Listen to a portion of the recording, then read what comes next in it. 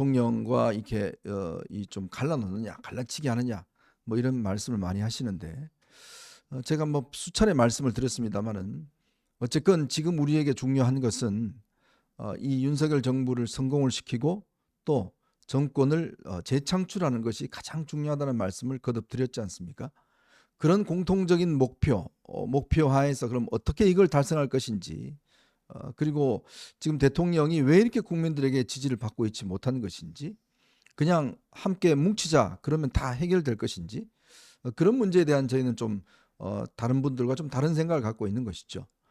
뭐냐면 이 문제를 그냥 덮고 넘어갈 수 없고 그렇기 때문에 대통령이 이 문제를 좀 해결해야 되고 그러기 위해서는 우리의 비판이 필요하다는 것이지 우리가 뭐 보수 분열을 앞장서거나 보수 분열을 바라는 그런 어떤 오해는 아마 여러분들 저희나 다 똑같이 아니라는 걸 알고 계실 것 같습니다. 그래서 저희들은 뭐 똑같은 심정입니다. 어쨌건 이번 일을 계기로 해서 국민들에게 좀 더 좋은 평가 또 이런 걸 받을 수 있도록 그렇게 하는 것이 필요하리라 생각이 듭니다. 우리 또 박상수 변호사가 지금 방금 또 들어왔습니다. 요즘 뭐 또 차가 많이 막히죠. 네, 네. 이제 조금 네, 죄송합니다 늦어서. 네, 죄송합니다. 네, 조금 숨을 돌리시고요. 네. 그래서 많은 분들께서 저희들 좀 실망도 하신 분도 계시고 격려도 하신 분도 계십니다만은 저희들은 변함이 없다는 것들 그걸 다시 한번 여러분들에게 확인 말씀드리겠습니다. 그래서 어쨌건 우리의 길은 궁극적인 목적은 같다.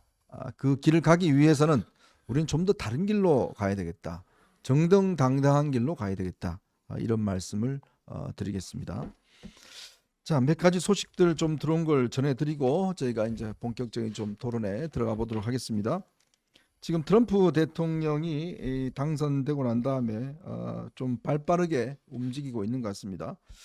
오늘은요 백악관의 첫 비서실장으로 와일스를 임명을 했습니다.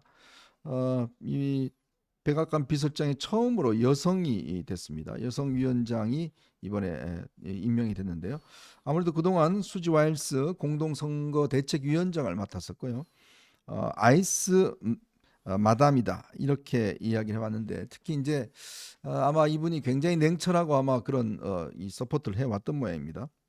근데 지금 일단 트럼프 대통령의 큰아들이 지금 현재 이런 인선을 주도를 하고 있는데 참 재밌는 이야기를 했어요. 대통령보다 자기가 더 똑똑하고 안다고 생각하는 사람들은 다 배제하겠다 이런 이야기를 했는데 글쎄 참 이게 어떤 의미인지는 모르겠습니다만은 근데요 이 박 변호사님 제가 어제 대통령하고 이제 이 처음으로 통화를 했잖아요. 네. 통화를 했는데 트럼프 이 당선자가 우리 윤 대통령한테 한국의 조선 산업에 대해서 굉장히 빨리 좀 협조를 해줬으면 좋겠다라는 이야기를 했어요. 근데 알아봤더니 미국에 지금 이 조선업이 거의 다 망가졌다고 그러더라고요. 지금 이제 미국의 산업 체제 자체가 지금 거의 다 붕괴가 됐죠. 그래서 조선업, 뭐 자동차, 그 다음에 철강, 그냥 미국의 제조업은 지금 다 무너진 거나 마찬가지. 지금 그런 상황이고 전 세계 원래 우리나라가 조선이 1위였어요. 1위.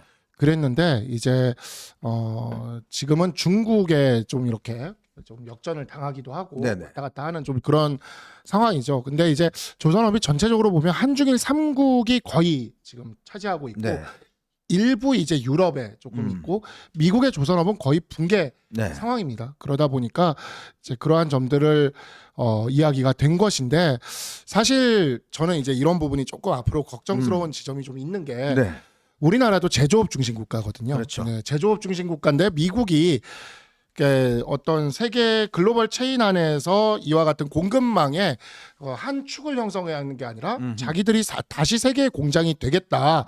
제조업 중심으로 다시 돌아가겠다라고 얘기를 하게 되면 우리나라 같은 이제 제조업 중심 국가에게는 경제적으로 조금 이렇게 압력을 받게 되는 이러한 상황이 좀 펼쳐질 수가 있습니다. 그래서 그런 면에서 지금 우리가 이제 미국이랑 이런 부분을 잘 협상을 해 나갈 필요가 좀 있을 것 같아요. 그리고 우리 산업을 좀 지켜 나가야 되고 그렇지 않으면은 굉장히 좀 어려울 텐데 지금 사실 트럼프 대통령의 지지를 지지를 받은 사람들이 그 JD 벤스가 출신이었던 바로 그 오데오 연안의 러스트벨트 지역에 그렇죠. 예, 굉장히 그 제조업 중심 지역들이거든요. 근데 그 지역에 있는 그 백인 노동자들이 중심이 돼가지고 이제 트럼프와 벤스를 지지해서 이렇게까지 올라가게 된 건데 원래 거기가 민주당이 굉장히 텃밭이었던 지역. 맞아요. 예, 근데 지금 이제 공화당으로 바뀌게 된 건데 그 지지자들의 지지를 유지하기 위해서라도 미국은 다시 한번 이렇게 공장을 자국 내로 유치해 오기 위해서 노력해야 되는 상황이다. 그러니까 우리나라 경제에는 상당한 부담이 될 수가 있을 상황이다라는 생각이 좀 듭니다. 네.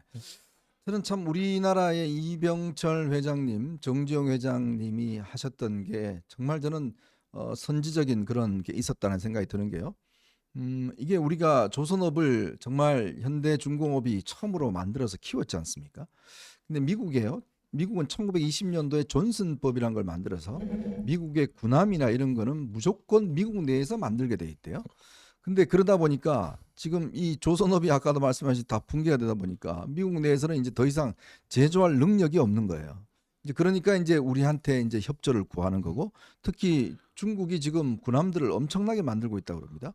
그래서 거기에 대응하기 위해서라도 지금 우리한테 협조를 구해야 되는 차원인데 참 그런 걸 보면 정종 회장님이나 이병철 회장님이 참 이 반도체나 전자 그다음에 중공업 이런 걸 했던 게 참 이게 우리가 또 먹고 살 수 있는 그런 상황이 아닌가 싶습니다. 예, 그때 그 500원짜리 네, 그 맞아요. 거북선을 들고 가가지고 그 조선소도 없는 상황에서 그걸 수주했다는 맞아요. 그 전설적인 이야기가 또 있지 않습니까?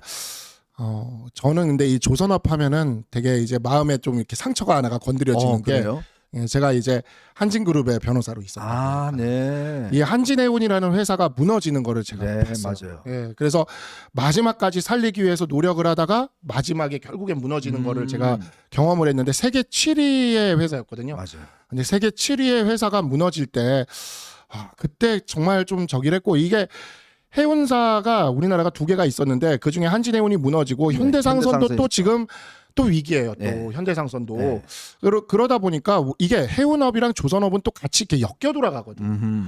그래서 이제 과거에 우리나라에 어찌 보면 이렇게 좀 기업을 중심으로 우리가 성장해 오지 않았습니까? 네.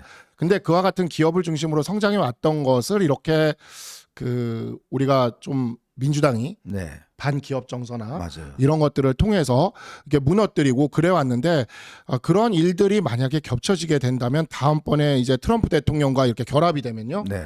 우리나라 기업들을 우리가 지켜내지 못할 수도 있어요.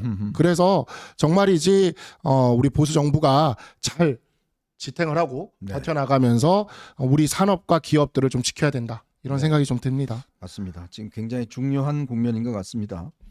자, 그리고 오늘 아침 새벽에요. 제주도 해상에서 어선이 침몰을 해서 두 분이 사망하시고 지금 12명이 실종 상태인 것으로 알려지고 있습니다. 괜찮아요? 네, 이 어획물을 옮기다가 전복이 됐다고 합니다. 참 빨리 좀 구조를 했으면 그렇게 좋겠습니다. 자, 오다 보니까 방금 한동훈 대표님께서 네. 이 사안과 관련돼서 페북글을 그래요? 네네. 올리셨어요. 방금. 예, 그래서 예. 예, 실종된 분들 빨리 구조되기를 바라고 네. 이런 것들을 올렸는데 사실 우리 보수 정부는 국민들의 어떤 삶과 안전을 지탱하는 정부지 않습니까? 그렇죠. 근데 그동안 민주당이 이와 같은 참사들을 너무 정치적으로 많이 이용을 해왔어요. 네네. 또 우리가 그에 대해서 대응을 해나가는 과정에서 이 참사에 대한 우리의 어찌 보면 좀 우리가 뭔가 취약해지는 그런 느낌을 네. 받게 되는데 그럴 필요가 없는 거거든요. 우리 보수 정부야말로 국민들의 생명과 안전을 지켜나가는 그러한 정부고 한동훈 대표가 그래서 지금 막 들어오는 길에 보니까 페북에 글을 또 올리셨어요. 네. 이 관련돼서. 네.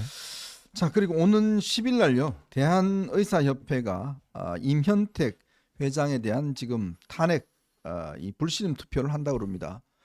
참 그 임현택 회장 그동안 참 이분이 과연 의사의 품격에 맞는가라는 참 우리가 많은 의문을 제기를 했었는데 임현택 회장에 대한 이제 아마 불신임 투표가 있는 모양입니다. 지금 현재로서는 이 불신임 투표가 통과가 되면 임현택 회장은 일단 자격이 상실되고 비대위 체제로 넘어갈 가능성이 있답니다.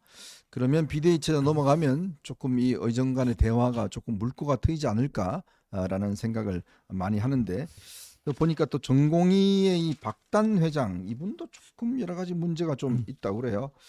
어쨌건 좀 이런 것들이 좀 대화의 계기가 되었으면 하는 그런 생각입니다. 자, 오늘 박 변호사 모시고 저희가 세 가지 주제를 가지고 좀 이야기를 해볼까 합니다. 어제 기자회견이 있었습니다. 그거에 대한 여러 가지 어떤 평가와 있었는데, 근데 오늘 한국갤럽 조사는 17% 최저치가 나왔습니다. 그리고 한동훈 대표가 하루의 어떤 침묵을 깨고 오늘 입장을 밝혔습니다. 그러면서 이제 실천이 중요하다. 좀 더 이제 긍정적인 어떤 메시지를 냈는데 왜 그런 것인지 오늘 좀 요걸 분석해 드리고요. 조금 전 명태균 씨가 검찰에 출두를 했습니다. 근데 오늘 민주당이 또 명태균 씨 관련된 녹취를 하나 공개를 했는데 그 녹취록에 대통령실 이전과 관련된 청와대 이전과 관련된 이야기가 들어 있습니다. 그것도 좀 이야기를 해드리고, 그리고 내일 이 남대문과 서울 뭐 이 일대에서 민노총과 이 민주당이 집회를 갔습니다. 그럼 이 집회에 대한 이야기도 좀 여러분과 함께 해볼까 합니다. 자, 여러분 보시면서요 구독과 좋아요 알림 꼭 부탁드리고 많은 응원 부탁드리도록 하겠습니다. 참 이게